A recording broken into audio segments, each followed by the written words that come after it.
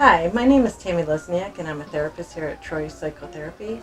And today I'm talking with Dr. Anton Babushkin, the director of Troy Psychotherapy. What are some of your core values and your mission here at Troy? Thank you. I appreciate the question because part of my both personal and professional identity is centered around integrity. So for me, I think it's very important that the clinic operates on with the values of integrity, compassion, and honesty. Because to me, healthcare, and especially mental health care, is such a challenging topic, and there's so much misinformation that's available online and all kinds of places that for us to be able to help people, we have to be able to um, know what we're doing and communicate it effectively. And this is what I mean by that. I think the hardest thing for a patient to deal with is, let's say they go to see a therapist and the therapist says, you have some kind of issues that are very nebulous or very hard, things that have to do with mental health already feel confusing and challenging. So it's important for the therapist to be able to talk in a way that's practical and kind of using everyday language, because we want the patient to walk away saying, oh, I didn't know what the issue was, but my therapist helped me to break down that problem in a way that seems more manageable, or at least more understandable. And then from there, we can kind of tease it apart and take small steps to get to where I'm going. So in order to do that, the therapist has to be both honest about what they know or don't know. They have to have a lot of integrity in terms of, I do what I say I'm going to do. I protect your confidentiality. I don't talk about the things you say here. I'm compassionate. I really care about actually helping you, not just meeting with you, but actually seeing that the treatment is working and you're getting the results you're looking for.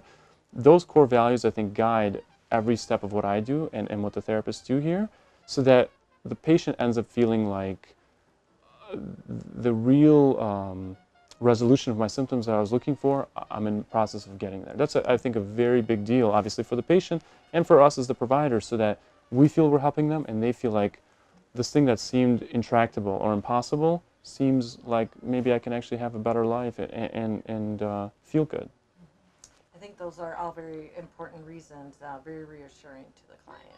Mm-hmm. So tell me, what kind of services do you offer here? Okay, so we provide individual and family therapy. So basically that means most of the time the therapists are meeting with individual patients or clients, maybe once a week, maybe more than once a week, and helping them to really do this kind of breaking down and working on issues and making progress. Sometimes that means family sessions, because if we're working with kids, or it could be adults, there are family issues that come into play that sometimes we might need to meet with the family and kind of work on things that way. We also will have, starting this fall, 2 psychiatrists that will be joining the staff. So they'll be going to be working out of this space, and they're going to be helping patients with they need a medication evaluation. So the goal is to provide kind of comprehensive care. If somebody needs medication, we have 2 psychiatrists that are going to be doing those evaluations. If a person needs therapy, which most people can benefit from some kind of therapy, we provide those services. And we try to tailor the services to the individual. We don't say, this is how we work, this is our model. We say, yes, we want to do high quality care with integrity, but we're going to try to fit it so that it really works for you in your life and you're making the progress that you're looking for. So that's basically our kind of provision of services. And to help that along, because therapy can be challenging or expensive, we try to do things to make it easier for the consumer. So we take certain insurances. We sometimes offer a sliding scale so that the person can not only feel like, oh, I need this, but hopefully I can also afford it, or I can also keep going until I get the results I want. So that's our basic approach.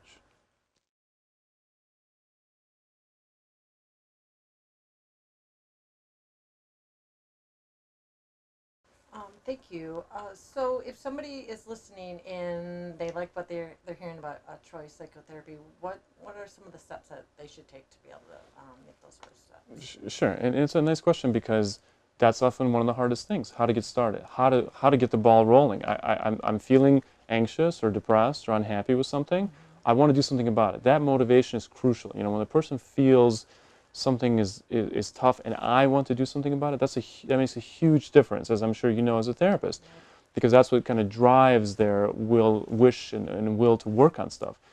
And so to get started, the best thing to do is to give us a call and come in for an initial appointment. Sometimes we'll even see the person for an initial appointment for free or for a consultation, because we want to say, let's get a sense of what the problems are, and then we could see if we could work together. So many times I do phone consults, like a phone call. A person will call me and say, my son or daughter or me or my husband or my wife or whoever are dealing with these issues, what can we do? And I'll do a free phone consultation or phone conversation to help kind of problem solve and see what would be the most appropriate. What therapist might be most helpful? Do they need medication? What insurance do they have? Kind of like a small problem solving session to get them started. So my biggest suggestion is for people not to wait, to kind of set up that first appointment or make that phone call or even send me an email, anything to get the ball rolling, and I could take it from there as the director of the clinic and help them take those steps, because a lot of times people have questions.